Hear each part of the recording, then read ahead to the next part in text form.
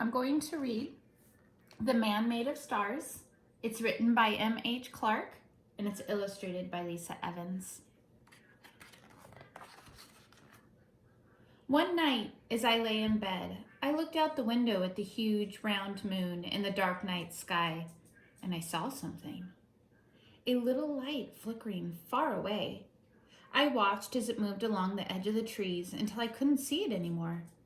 I tried to fall asleep, but I lay awake and wondered. It seemed like such a mystery.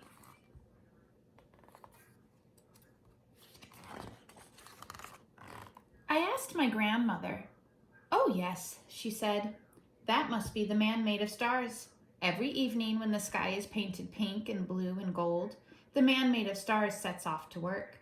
He walks along the path where the forest meets the field, with a bag on his back and a lantern in his hands. If you see him as he goes along his way, you will see a twinkle at the edge of the trees like a comet or a firefly." "Is he magic?" I asked. "No one knows," she said, "but he has lived here always." "But what does he do?" I asked. "Why do they call him the man made of stars?" "No one remembers that anymore," my grandmother said. She smiled and she sipped her tea.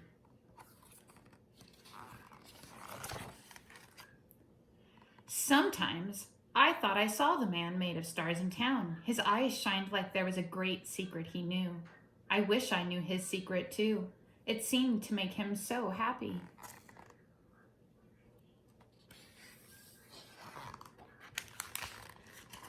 Next time, I will ask him. I always thought, but next time, I was always too shy.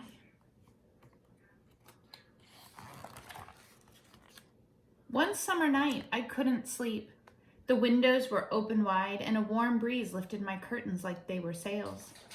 I looked outside to where the grasses blew and rippled like waves on the sea. Suddenly, a light sparkled in the distance.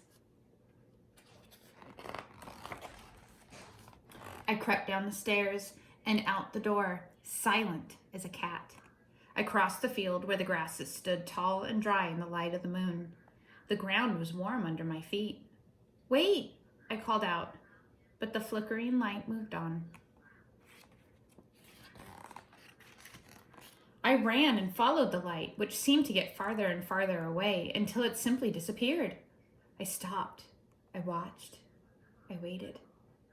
I heard one owl hoot to another owl, and the fireflies hovered all around me. But the light was gone. Just then, the light began to climb the hill, so I climbed too. At the top of the hill, I saw the strangest, most wonderful sight. The man made of stars reached into his bag and pulled out a beautiful glowing thing, something that seemed to be made entirely out of light.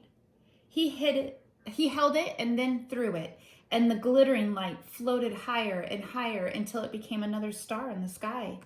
The man made of stars reached into his bag again and pulled out another glowing light. It was so beautiful that I walked up to see it closely.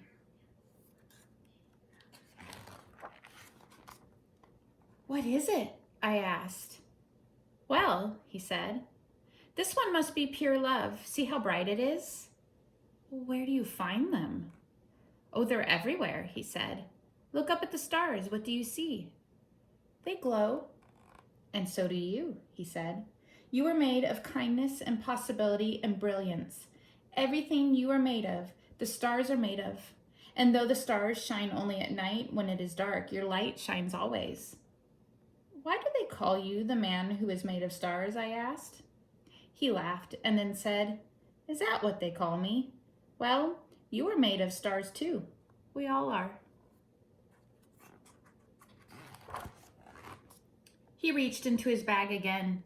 "Here," he said, "this one is yours," and he placed the warm, glowing light in my hand. "You must have made someone very happy today. When you shared that kindness, a little extra spilled over. Now that kindness will become a new star." I held my star up and let it go.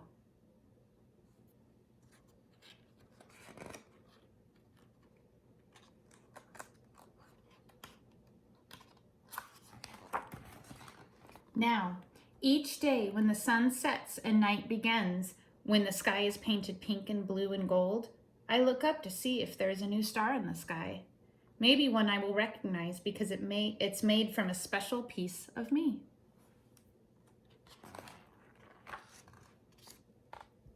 The end.